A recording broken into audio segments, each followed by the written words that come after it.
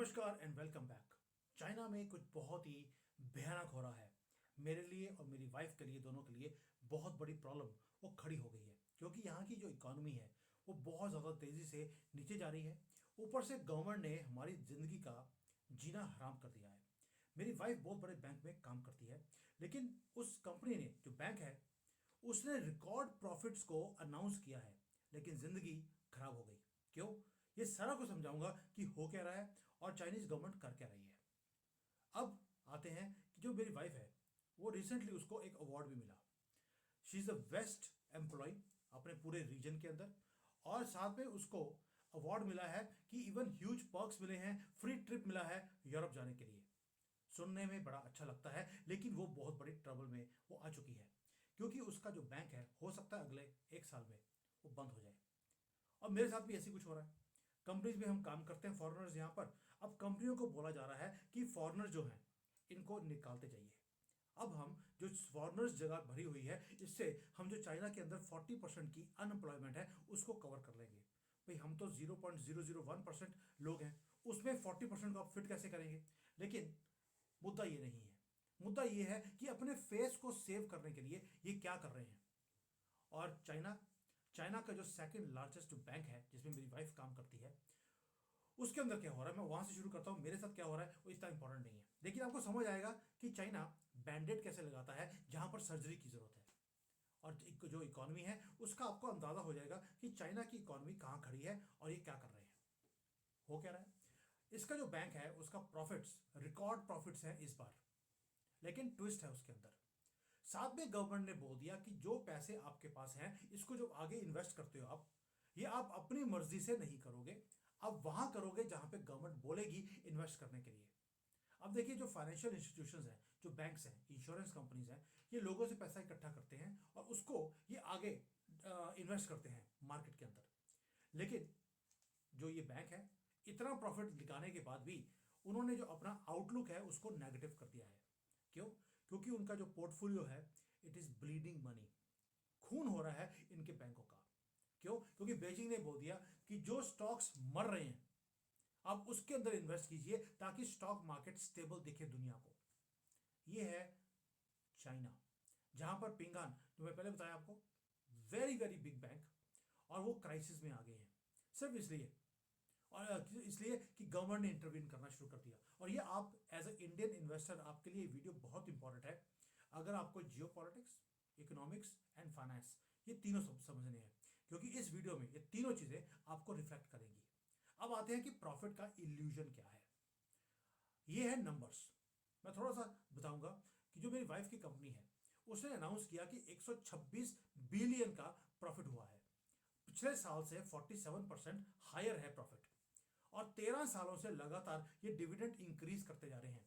Paper पे लगेगा भाई, ऐसी कंपनी अगर आपको मिल जाए, आपकी लाइफ बन जाएगी। मेरी वाइफ ने भी यही सोचा।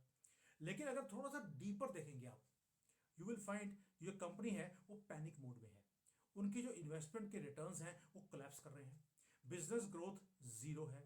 और जो इनका इवन जो लाइफ इंश्योरेंस का प्रॉफिट है वो भी फॉल कर रहा है। इसको आप सक्सेस नहीं बोल सकते। यानी कि बुक्स में प्रॉफिट 47% है, लेकिन जो रिटर्न ऑन इन्वेस्टमेंट है वो कम हो गई है। इसका मतलब है कंपनी डूब रही है इन स्लो मोशन। तभी बोल रहा हूं, प्लीज फॉलो द मनी अगर आपको स्टॉक मार्केट को सीखना है। और ये बहुत इंपॉर्टेंट है। पहली बात यह है कि अगर पिंगन डूबा तो ये एवरग्रांड से भी बड़ी कंपनी है जो डूब जाएगी।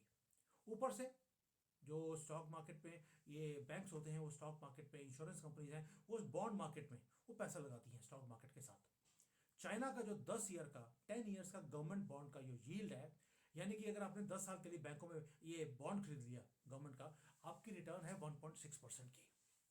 भारत में 4 गुना ज्यादा मिलता है इससे। इसलिए बैंक जो है कभी भी लॉस में नहीं आते, वो हमेशा प्रॉफिट में रहते हैं। लेकिन चाइना में ये डिजास्टर है, बैंक्स के लिए भी और इंश्योरेंस कंपनी भी के लिए भी। आप सोच के देखिए, कोई इंश्योरेंस कंपनी है, बैंक है, वो लोगों से डिपॉजिट्स या प्रीमियम्स को इकट्ठा करते हैं, मिलियंस ऑफ लोगों से, और उस पैसे को आगे इन्वेस्ट करते हैं ताकि उनको रिटर्न्स मिले। या तो लोन देंगे, अगर लोन नहीं मिलता तो गवर्नमेंट के बॉन्ड खरीद के अपने आप को सेव रखते हैं। लेकिन ये जो रिटर्न्स हैं, अगर वो कम आनी शुरू हो जाए, अगर 1.6% का रिटर्न आ रहा है, आप कैसे आगे कस्टमर्स को पे करेंगे? आपको उसके डिपॉजिट्स के ऊपर भी आपको रिटर्न करनी है, किसी का इंश्योरेंस क्लेम है, आपको पैसे देने हैं। अगर आप पैसे बनाएंगे नहीं तो आप आगे बांटेंगे कैसे? और यही चीज़ हो रही है इसके साथ, चाइना के साथ। भारत के अंदर 4 टाइम्स ज़्यादा रिटर्न है सिर्फ गवर्नमेंट के बॉन्ड खरीदने से। और चाइना के अंदर जो बैंक्स हैं, इंश्योरेंस कंपनीज हैं, फाइनेंशियल इंस्टीट्यूशंस हैं, वो सफोकेट की जा रही हैं। क्यों? सिर्फ इसलिए क्योंकि बीजिंग अपना फेस सेव करना चाहते हैं ट्रंप के सामने, ये दिखाने के लिए कि देखिए हमारी इकोनॉमी कितनी स्ट्रांग चल रही है। ये मैं आपको अपनी आप बीती बता रहा हूं आपको, जो मेरे साथ या मेरी वाइफ के जो कंपनी के साथ हो रहा है, और बाकी कंपनीज के साथ क्या हो रहा है ये आपको नस्ल में पता लग जाएगा। अब गवर्नमेंट कर क्या रही है? पहली बात यह कि उन्होंने एक डायरेक्ट ऑर्डर दे दिया सारे बैंक्स को, इंश्योरेंस एंड फाइनेंशियल कंपनीज को, कि आपके पास जितने भी नए डिपॉजिट्स या प्रीमियम आ रहा है या प्रॉफिट्स है, इसमें से 30 to 40% आपको स्टॉक मार्केट में लगाने पड़ेंगे। क्या बोला मैंने आपको? गवर्नमेंट फोर्स कर रही है फाइनेंशियल इंस्टीट्यूशंस को कि आप स्टॉक बाई करते रहिए, इवन वो अगर लॉस में जा रहे हैं तो भी, ताकि गवर्नमेंट ये दिखा सके कि हमारी मार्केट मर नहीं रही और हमें किसी लाइफ सपोर्ट की जरूरत नहीं है, हम खुद ही लाइफ सपोर्ट है। ये आपने आज तो अपनी इकोनॉमी को बचा लिया दिखाने के लिए, लेकिन आफ्टर 6 मंथ्स क्या होगा? और जो पिंगन बैंक है वो तो गवर्नमेंट कंट्रोल भी नहीं है। जैसे इंडिया के अंदर स्टेट बैंक ऑफ इंडिया को गवर्नमेंट जो भी बोलेगी उसको करना पड़ता है, क्योंकि वो एक गवर्नमेंट बैंक है। लेकिन पिंगन एक प्राइवेट बैंक है, तो उसके अंदर अगर इतनी धांधली हो रही है तो आप सोच के देखिए जो गवर्नमेंट के बैंक्स हैं उसमें चाइनीज गवर्नमेंट क्या कुछ कर रही होगी। यहाँ तो फोर्स किया जा रहा है कि आपको 30-40% आपको मार्केट में लगाना पड़ेगा। और पिंगन ने बोल दिया यही हम पॉजिटिवली रिस्पॉन्ड करेंगे जो गवर्नमेंट ने बोला है, यानी कि उन्होंने डिक्लेयर कर दिया वी हैव नो चॉइस, हमें वो करना पड़ेगा जो गवर्नमेंट ने बोला है। यानी कि जो ये ड्रेसिंग कर रहे हैं अपनी बुक्स की, ये मैंने आपके सामने रख दी। अब जो स्टॉक मार्केट है उसकी प्रॉब्लम क्या है? स्टॉक मार्केट की प्रॉब्लम यह है कि स्टॉक मार्केट में बेवकूफ लोग नहीं बैठे, उनको मालूम है कि स्टॉक मार्केट उठ नहीं रही है, इसको स्टेबल रखने की कोशिश की जा रही है। वो थोड़ी सी ऊपर जाती है, 2 दिन ऊपर गई, अगले दिन नीचे आ जाती है। क्यों? क्योंकि वहां पर इन्वेस्टमेंट्स की जा रही हैं फोर्सफुली, इंडिविजुअल इन्वेस्टर्स कम है, फाइनेंशियल इंस्टीट्यूशंस अपना पैसा लगा रहे हैं सिर्फ इसलिए कि इसको दिखाया जाए दुनिया को कि देखिए हम कितने पावरफुल हैं। अब पिंगन है, एक एग्जांपल दे रहा हूं, billions and billions of dollars उन्होंने स्टॉक मार्केट में लगा दिए सिर्फ इसलिए कि स्टॉक मार्केट नीचे ना आ जाए। और स्टॉक मार्केट बिल्कुल फ्लैट है क्योंकि मार्केट ऊपर उठ ही नहीं रही है, कंपनियां बंद हो रही हैं, बड़ी कंपनीज जो हैं उनके प्रॉफिट स्ट्रेंड है, और जिसके पास प्रॉफिट है उसको फंसा दिया यहाँ पर स्टॉक मार्केट के अंदर। अब प्रॉफिट आएगा नहीं, रिटर्न आएगा नहीं, तो आउटकम क्या होगा? इसलिए क्या हो रहा है, कोई भी इन्वेस्ट नहीं करना चाहता, इंडिविजुअल्स ने भी इन्वेस्ट करना बंद कर दिया।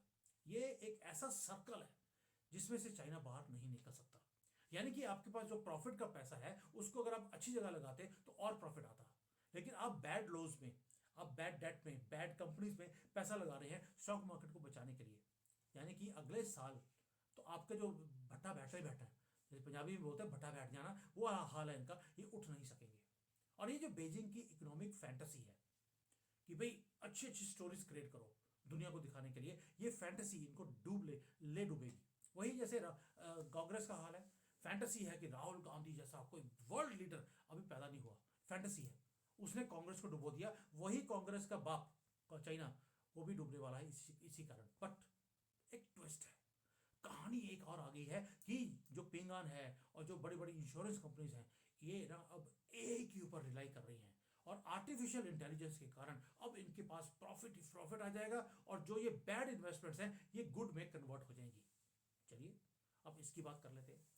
बैंक्स ने एआई के अंदर कस्टमर सर्विस के बंदे रखने की बजाय, जैसे किसी बैंक में आप कॉल करते हैं तो वहां पर कंप्यूटर आपको कॉल करके आपको आपकी प्रॉब्लम का समाधान देता है, आपको किसी आदमी से बात करने की जरूरत नहीं है। इससे पिंगा ने 11 बिलियन युआन यानी कि ऑलमोस्ट $2 बिलियन इन्होंने बचा लिया पिछले साल।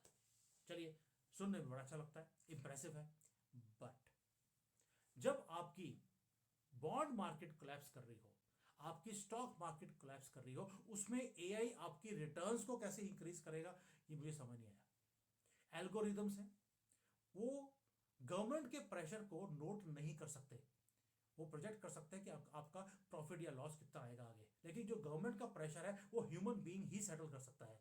टेक्नोलॉजी सुनने में अच्छी लगती है, लेकिन कुछ काम ऐसे हैं जो ह्यूमन बींग्स ही कर सकते हैं। और जब आपका पूरा का पूरा इन्वेस्टमेंट पोर्टफोलियो क्रम्बल कर रहा हो, वहाँ पर एल्गोरिदम और एआई क्या करेगा? ये गवर्नमेंट का प्रेशर, वो एआई उसके ऊपर क्या करेगा? यानी कि जो ये कंपैरिजन है कि जी हम एआई में जा रहे हैं, यस, कंपनी के अंदर कोई मैन्युफैक्चरिंग कंपनी है, वहाँ पर आपने एआई लगा दिया, समझ आता है। लेकिन in banks and in insurance companies it's peanuts in front of कि आपका प्रॉफिट कितना है और आप स्टॉक मार्केट में लॉस कितना ले रहे हैं। भाई इसका कंपैरिजन अगर करेंगे, जो इंटरनेशनल इंश्योरेंस कंपनीज और बैंक्स हैं, जैसे प्रूडेंशियल है, ब्रिटिश इंश्योरेंस है, एचएसबीसी है, ये सारे चाइना में भी ऑपरेट करते हैं। इन सारी कंपनीज के जो प्रॉफिट्स हैं चाइना के अंदर, वो 50% कम हो गए हैं। दोबारा बोल रहा हूँ, चाइनीज जो बैंक्स हैं उसके प्रॉफिट्स बढ़ रहे हैं पिछले सालों के मुकाबले में, लेकिन जो फॉरेन के बैंक्स हैं, इंश्योरेंस कंपनीज हैं, उन सब के प्रॉफिट्स नीचे गिर रहे हैं। लेकिन एक डिफरेंस है, जो चाइनीज बैंक्स हैं वो इंटरनेशनली ऑपरेट नहीं करते, वो चाइना में ही ऑपरेट करते हैं। तो प्रॉफिट भी यहाँ, मरना भी यहाँ, जीना भी यहाँ वाला हाल है। लेकिन जैसे एचएसबीसी है, ये प्रूडेंशियल है, या कोई और बाकी के बैंक्स हैं, इनके हांगकांग में, सिंगापुर में, इंडोनेशिया में, अमेरिका में, यूके में, सब जगह पे इनके ऑफिसेज हैं, वहाँ पर ये ऑपरेशंस करते हैं। यानी कि अगर चाइना में लॉस भी है तो दूसरी जगह पे प्रॉफिट्स के साथ वो अपने आप को सस्टेन कर लेंगे। लेकिन चाइनीज बैंक्स के पास ऐसी कोई भी चीज़ नहीं है, वो ट्रैप्ड हैं चाइनीज इकोनॉमिक जेल के अंदर और उससे बाहर निकल नहीं सकते। तभी मैंने पहले बोला आपको, हमारे लिए बहुत बड़ी प्रॉब्लम आ गई, हम करें तो करें क्या? और ये हो क्यों रहा है? क्योंकि चाइनीज गवर्नमेंट की एक वो है फैंटेसी कि हम किसी को दिखाना नहीं चाहते कि हमारी फटी हुई है, लिटरली पंजाबी में, कि हमारी हालत खराब है, हम दिखाना नहीं चाहते। अब इसका मतलब आपके लिए क्या है? पहली बात, ये सारी राम कथा मैं इसलिए नहीं सुना रहा हूँ कि मुझे अपना क्यूआर कोड लगाना है और मैं वो भैया मेरे घर नहीं चल रहा, प्लीज़ मुझे भीख दे दीजिए। No, not for this.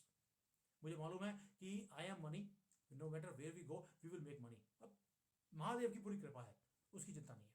But why should you care? Because ये एक्सपोज करता है फंडामेंटल रिस्क।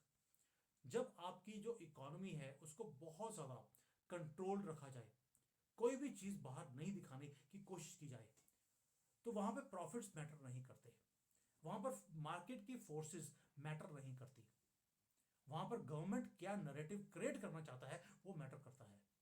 वो बुरी इन्वेस्टमेंट्स को भी अच्छा दिखाकर वो क्या करते हैं, अपने फेस को सेविंग कर लेते हैं। ये वैसे ही जैसे पॉन्जी स्कीम होती है एक, तो स्टॉक मार्केट चाइना की एक पॉन्जी स्कीम बन चुकी है। और इंडियन इन्वेस्टर्स जो हैं उनका एक्सपोजर भी है चाइना के अंदर।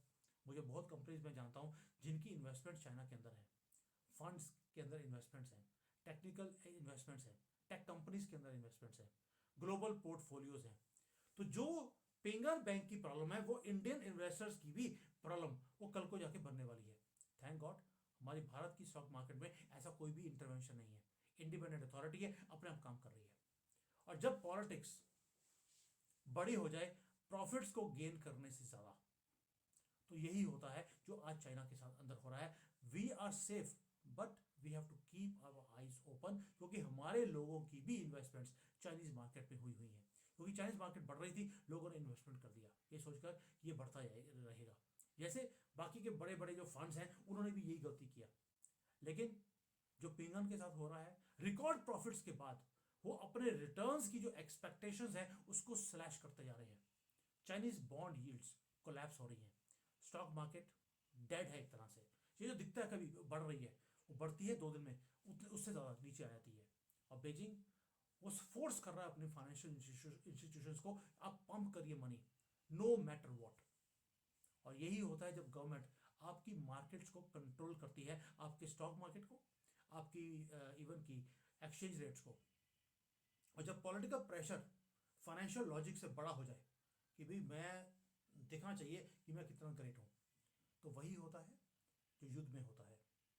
आपको लंबी गेम खेलनी पड़ती है, लेकिन जो यहाँ के बैंक्स हैं वो लंबी गेम तो खेलने को तैयार है, they are playing a game जो वो जीत नहीं सकते। ये गैम्बलिंग है। और गैम्बलिंग के अंदर आपने एक चीज सोचा होगा, सुना होगा, इन गैम्बलिंग हाउस ऑलवेज विंस। और इन चाइना, चाइना में क्या क्या है? चाइना में house is the government of China, they will win, not the big companies. और हाउस है बीजिंग में और इन्वेस्टमेंट करी है पूरे कंट्री में, वो अब इन्वेस्ट वाइजली कर ही नहीं सकते, क्योंकि उनको फोर्स किया गया है लॉस मेकिंग कंपनीज में इन्वेस्ट कीजिए। तभी बोलता हूं आपको, please follow the money, follow the international news, ताकि आप वाइजली इन्वेस्ट कर सके। ये चीजें हैं जहां पे हमें सीखना चाहिए कि दूसरे कंट्रीज या दूसरे गवर्नमेंट्स वो कौन सी गलतियां कर रही हैं, क्योंकि जो गवर्नमेंट गलती करती है वही चीज आगे लोग भी करते हैं। I do not want you to make this mistakes, and please do not forget कि जब जिस कंट्री में पॉलिटिक्स मनी को कंट्रोल करती है, वहां पर आप हमेशा पैसा लूज भी करते हैं और अपने आप को लॉस्ट भी महसूस करते हैं। अब याद कीजिए कांग्रेस के टाइम को, कांग्रेस पैसे को कंट्रोल करती थी, यहां तक कि हमारा जो रुपया है वो प्रिंट होता था पाकिस्तान में, ये हालत थी। और हमारा फाइनेंस मिनिस्टर चिदम्बरम ने प्रिंटिंग मशीन ही भेज दी पाकिस्तान को। भाई आपको मालूम है इस चीज का? प्लीज, मैंने वीडियो बनाया था इसके ऊपर कि वे बोलकर कि ये प्रिंटिंग मशीन अब खराब हो चुकी है, इसका कोई यूज नहीं है, इसको पाकिस्तान ने बिडिंग किया, उसको 1.5 करोड़ रुपए में बेच दिया। 1.5 करोड़ रुपए में हमने अपने करेंसी की प्रिंटिंग मशीन को पाकिस्तान को बेच दिया था। तभी डीमोनेटाइजेशन करना पड़ा। डीमोनेटाइजेशन के बाद दो लोग भिखारी हो गए, कांग्रेस एंड पाकिस्तान। अब आपको डॉट जोड़ेंगे पता लग जाएगा कि जब पॉलिटिक्स या पॉलिटिशियंस मनी को कंट्रोल करते हैं, यू फील लॉस्ट। भारत भी लॉस्ट था, हमारा फ्यूचर भी लॉस्ट था, और उसी काले टाइम को देखकर हम भारत को छोड़कर, मेरे जैसा आदमी भारत से प्यार करता हो, उसको छोड़ना पड़ा। और अब Indian market is thriving and I am happy. जो करेक्शंस आ रही हैं उसकी चिंता मत कीजिए। लॉन्ग टर्म ये है कि लॉन्ग टर्म में हम राइज करेंगे, शॉर्ट टर्म में कुछ कुछ नीचे मार्केट आती रहेगी और आएगी भी। मैंने इसके ऊपर भी डिटेल में वीडियो बनाया था कि वॉरेन बफे अपना सारा पोर्टफोलियो बेच रहा है, उसे दिखता है कि स्टॉक मार्केट क्रैश होने वाली है, and that is going to happen in the next few months. But चिंता मत कीजिए, आप लॉन्ग टर्म का एक व्यू रखिए। भारत की स्टॉक मार्केट नीचे नहीं आने वाली, क्योंकि हमारी गवर्नमेंट की तरफ से कोई ऐसी बेवकूफ़ी नहीं हो रही कि अपने प्रॉफिट्स को आप स्टॉक मार्केट में इन्वेस्ट करते रहिए। भाई अगर स्टॉक मार्केट नीचे भी जा रही है तो चिंता मत कीजिए, ताकि मेरी शक्ल जो है ना पूरी दुनिया में चमकनी चाहिए कि शी जिनपिंग जैसा इन्वेस्टर दुनिया में कोई नहीं है। ऐसी बेवकूफ़ी हमारी गवर्नमेंट नहीं कर रही। So we are safe, we are thankful to Baba, to god, that we have a Pradhan Mantri and government like this who thinks for the country, not for themselves. Thank you. Jai Hind. Jai Siya Ram.